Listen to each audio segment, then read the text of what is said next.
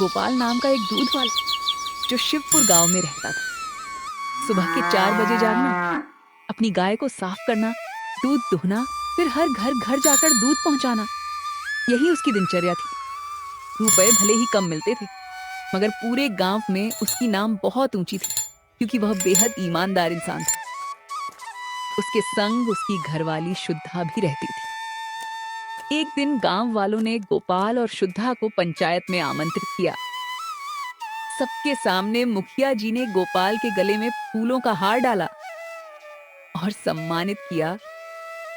गोपाल, आज के वक्त में भी तुम इतने सच्चे हो। दूध में जरा भी मिलावट नहीं करते। बस इसी खूबी के चलते हम तुम्हें ये मान दे रहे हैं। गांव वाले जोर जोर से तालियां बजाने लगे। तभी भीड़ में से एक वृद्ध व्यक्ति बोल उठा। एकदम ठीक कहा मुखिया जी आपने।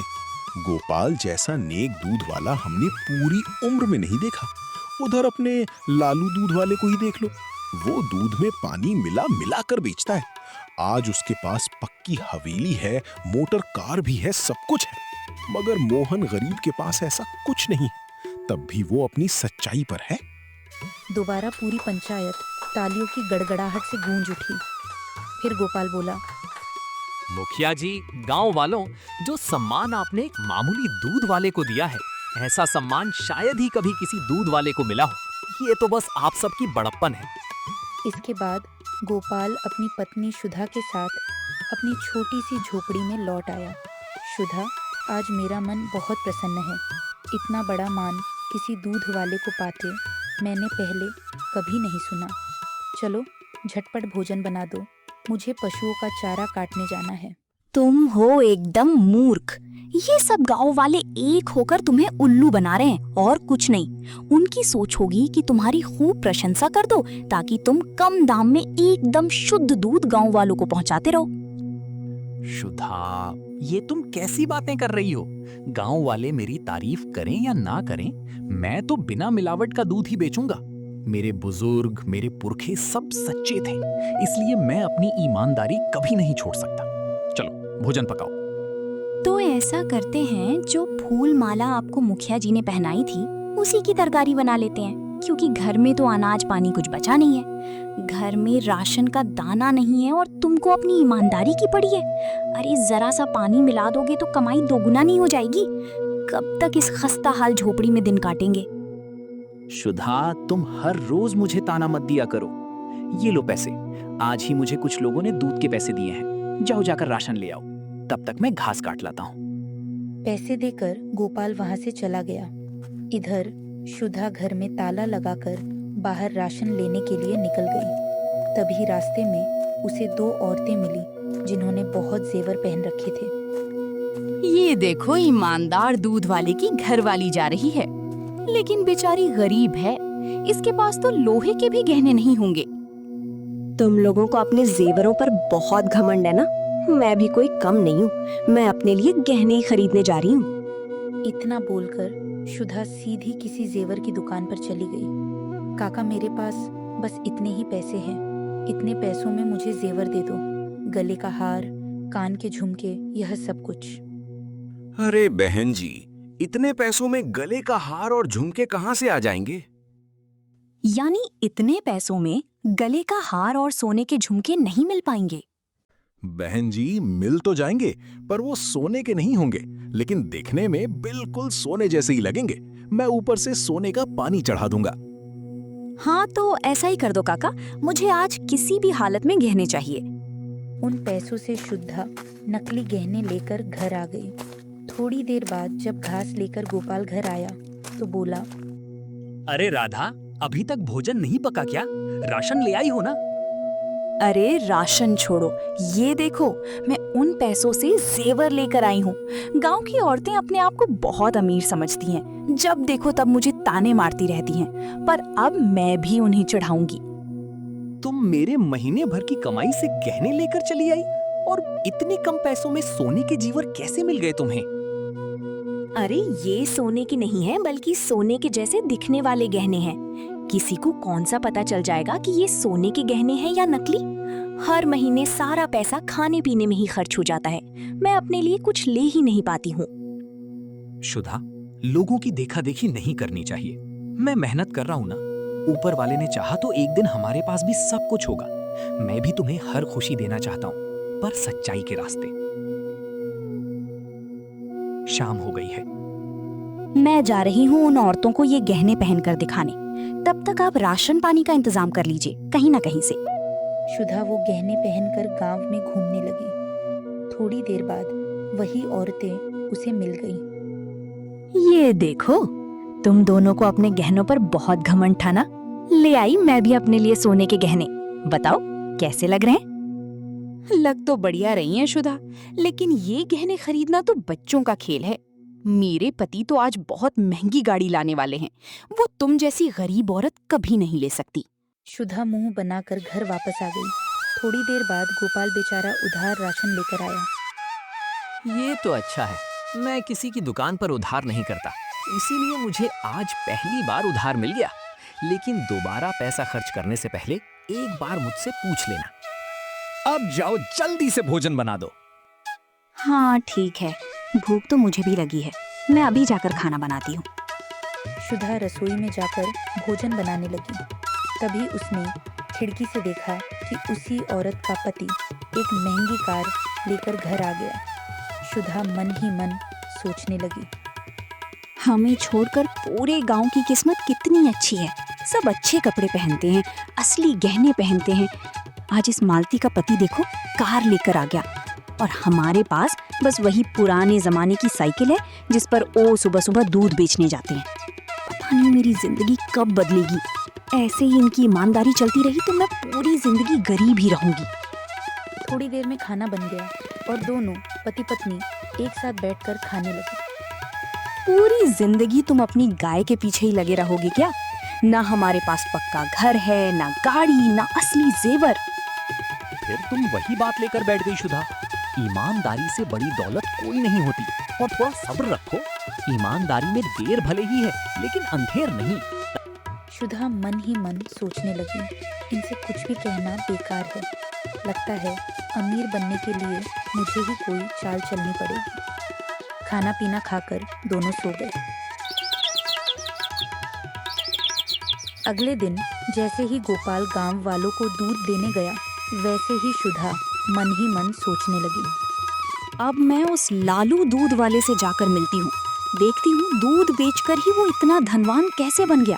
शायद वो मेरी कोई मदद करे। शुदा लालू दूध वाले के घर पहुंची।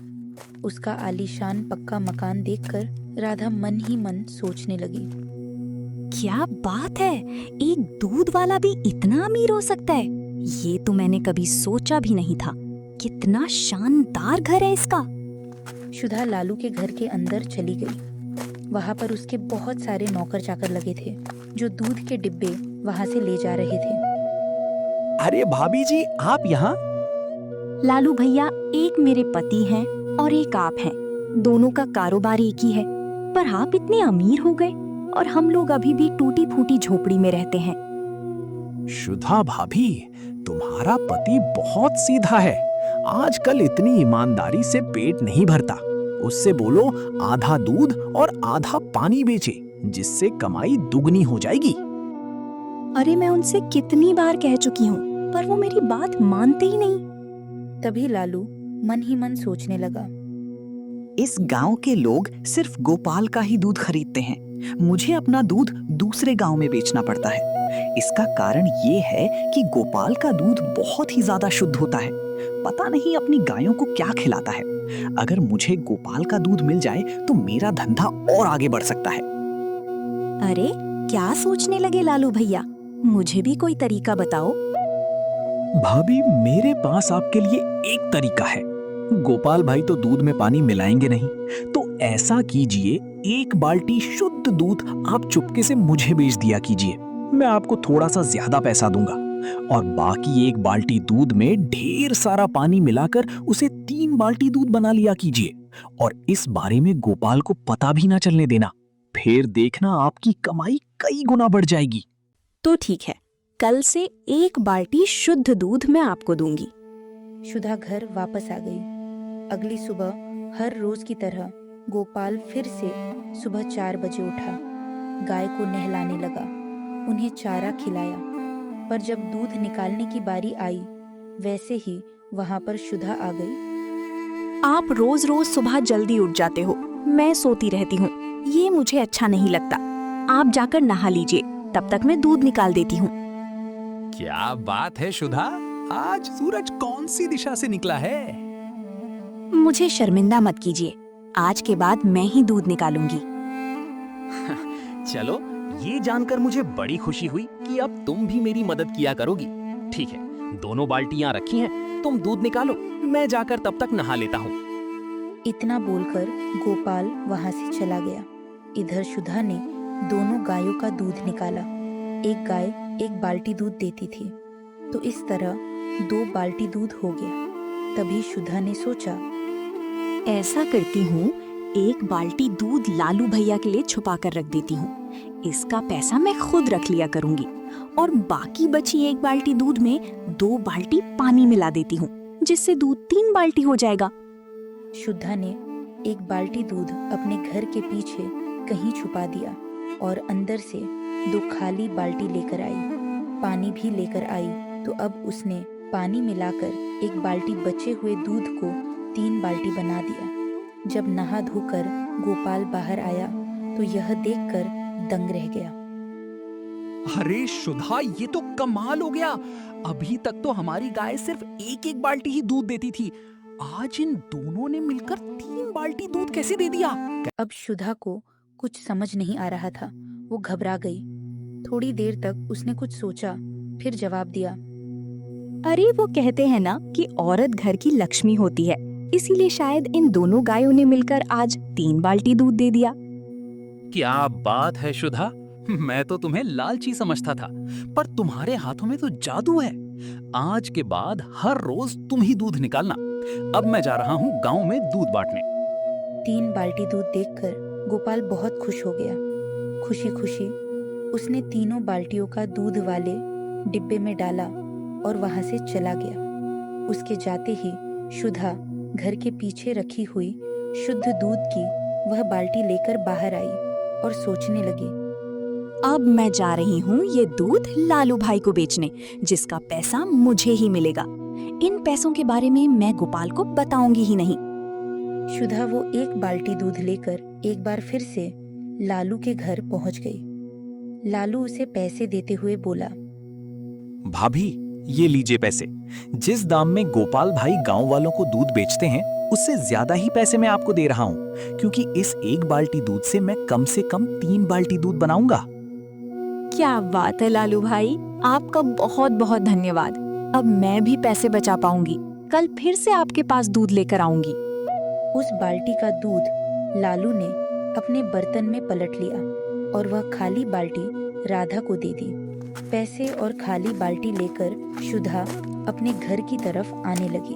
तभी रास्ते में उसे उसका भाई सूरज मिल गया। अरे दीदी, जीजा जी आपसे दूध भिजवाने लगे क्या? चलिए, मैं अभी उनको सबक सिखाता हूँ। अरे नहीं नहीं सूरज, ऐसी कोई बात नहीं है, मैं तुम्हें सारी बात बताती हूँ। शुदा ने सारी बात अपने भाई सूरज को बता दी। दीदी, मैं तो आपसे मिलने आपके घर ही आ रहा था, पर अच्छा हुआ आप यहीं मिल गई। अब मैं हर रोज इसी वक्त आपको इसी जगह मिलूंगा। हर दिन जो भी पैसे आपको मिले, वो पैसे आप मुझे दे देना। मुझे एक कंपनी मिली है, हर महीने उसमें पैसे डबल हो जाते हैं। सूरज, कहीं तुम कोई गलत काम तो नहीं करने लगे?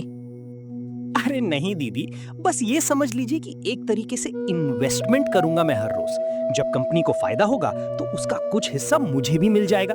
हर महीने जो भी आप दूध बेचकर कमाएंगी, उसका दुगना आपको मिलेगा।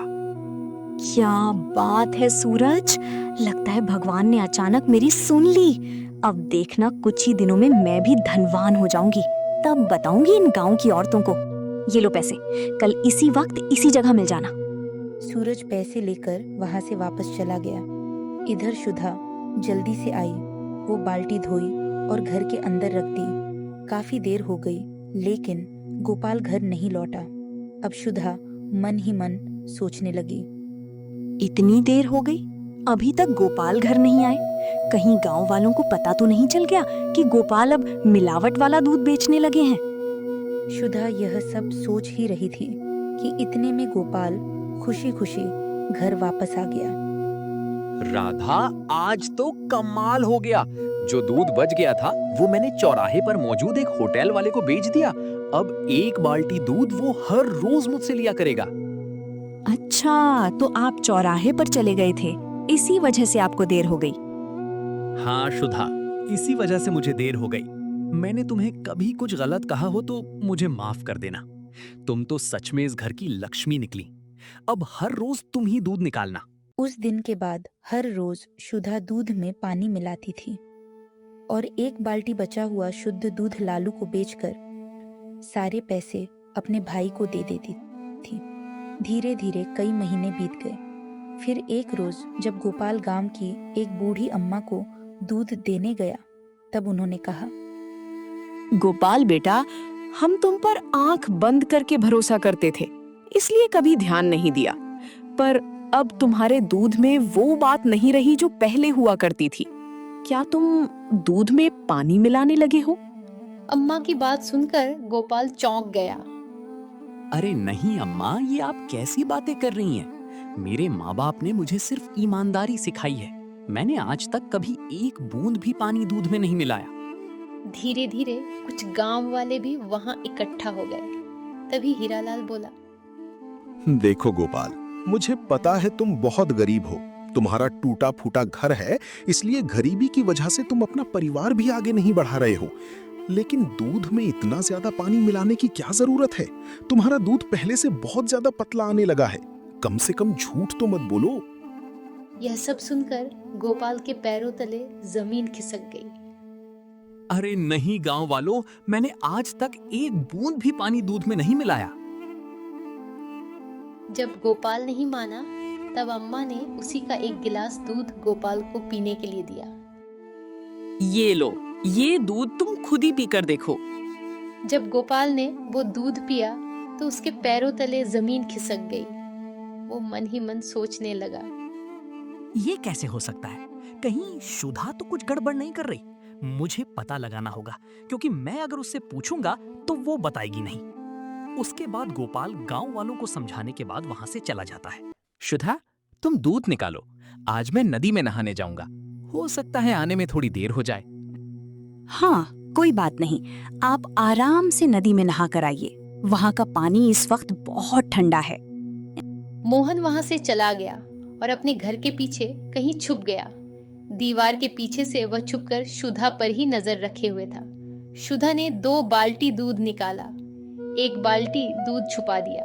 फिर घर के अंदर से 2 बाल्टी लेकर आई और दूध में पानी मिलाने लगी। जैसे ही वह पानी मिलाने लगी, वैसे ही वहां पर गोपाल आ गया। तो अब समझ में आया कि दूध अचानक 2 बाल्टी से 3 बाल्टी कैसे हो जाता था। तुम बिना मुझे बताए दूध में पानी मिलाती रही। जो गांव वाले मेरी इज्जत करते थे, उनकी नजरों में मैं गिर गया।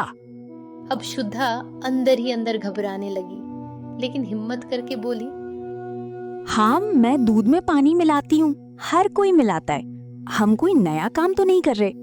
और जब से दूध में मैं पानी मिलाने लगी हूँ, तब से कमाई भी तो बढ़ गई है। खाने पीने की भी कमी नहीं रहती, पैसा भी बच जाता है। आखिर कब तक हम ऐसी गरीबों वाली जिंदगी जीते रहेंगे? मैं भीख मांगकर जिंदगी गुजार लूंगा, लेकिन अपनी ईमानदारी पर कभी आंच नहीं आने दूंगा। वैसे ये बताओ, वो 1 बाल्टी दूध तुम वहां छुपाकर क्यों रखाई? वो मैं किसी और को बेच देती हूँ और उसका पैसा मैं इकट्ठा कर रही हूँ। मेरा भाई उन पैसों को दुगना करके मुझे वापस करने वाला है। शुदा, तुम इतनी लालची निकल जाओगी, ये तो मैंने कभी सपने में भी नहीं सोचा था। आज के बाद ना ही तुम दूध निकालोगी और ना ही किसी को तुम दूध बेचने जाओगी। इतना बोलकर मोहन ने सारा पानी मिला हुआ दूध गरीब अनाथ बच्चों को मुफ्त में ही पिला दिया। उस दिन वो गांव में किसी को दूध देने नहीं गया। अगले दिन गोपाल ने खुद ही अपने हाथ से दूध निकाला और गांव में बांटने चला गया। गोपाल, इसका मतलब तुमने स्वीकार कर लिया कि तुम दूध में पानी मिलाते थे, लेकिन आज तुम्हारा दूध पहले की तरह ही गाढ़ा है, इसीलिए मैं तुमसे दूध ले लूंगी। अरे नहीं अम्मा, मैं भला पानी क्यों मिलाऊंगा? दरअसल सुधा के अंदर लालच आ गया था। वो चुपके से दूध में पानी मिला देती थी। कल जब आप लोगों ने मुझसे ये सब कहा, तब मुझे सुधा पर शक हुआ और आज सुबह ही मैंने उसे हाथों पकड़ लिया। तभी वहां पर गांव वाले आ गए। हीरालाल बोला, अम्मा, गोपाल कुछ भी कहानी बता देगा तो क्या हम लोग मान लेंगे? कितना विश्वास करते थे हम इस पर, लेकिन इसने हमारा विश्वास तोड़ दिया है। आप भले ही इससे दूध ले लो, लेकिन हम आज के बाद इससे दूध नहीं लेंगे। गोपाल बेचारा शर्मिंदा हो गया था, इसलिए वह गांव वालों से माफी तक नहीं मांग पाया। तो अब उस गांव में सिर्फ अम्मा ही गोपाल से दूध लेती थी। धीरे धीरे एक दिन, एक हफ्ता, एक महीना हो गया। गोपाल से कोई दूध नहीं लेता और इधर सुधा ने देख देखी में सारा जमीन जायदाद सब डुबा दिया। फिर एक दिन शहर से एक आदमी आता है। वो आदमी शहर में एक बहुत बड़ी डेयरी का मालिक था। थोड़ी देर बाद उसने कुछ गांव वालों को इकट्ठा किया। गांव वालों, आप लोग ये बताइए, इस गांव में सबसे ईमानदार दूध वाला कौन है? इस गांव का सबसे ईमानदार दूध वाला तो गोपाल ही है। गोपाल, बोलो, खड़े क्यों हो? अम्मा, गोपाल इस गांव का सबसे ईमानदार दूध वाला था, पर अब नहीं है।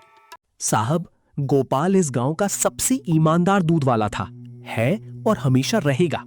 ये जो गोपाल की बदनामी हुई है, ये गोपाल की वजह से नहीं, बल्कि उसकी लालची पत्नी सुधा की वजह से हुई है।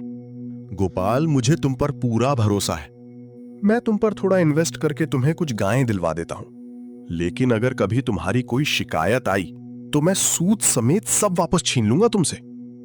साहब, आप तो भगवान बनकर आए हैं मेरी जिंदगी में। मैं आपसे वादा करता हूं, आपको कभी कोई शिकायत का मौका नहीं मिलेगा।